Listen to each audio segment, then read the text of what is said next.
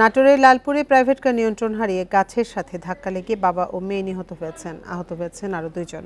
বেলা 11টার দিকে লালপুর উপজেলার কদিম চিলান ইউনিয়নের গোধরা এলাকায় এ দুর্ঘটনা ঘটে। নিহতরা হলেন শাহরিয়ার হোসেন শাকিল ও তার 2 বছরের মেয়ে মারিয়া আক্তার। পুলিশ জানায়, যশোর থেকে প্রাইভেট কার নিয়ে ঈদের ছুটিতে বগুড়ার শাহজাহানপুর গ্রামের বাড়িতে যাচ্ছিলেন শাহরিয়ার হোসেন শাকিল, তার স্ত্রী ও মেয়ে। এই ঈদে জামা জুতো অ্যাক্সেসরিজের ডিসকাউন্ট।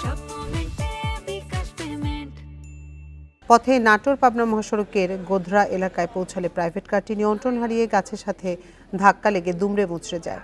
পুলিশ ঘটনাস্থলে গিয়ে 4 জনকে উদ্ধার করে হাসপাতালে নিয়ে গেলে চিকিৎসক 2 জনকে মৃত ঘোষণা করেন।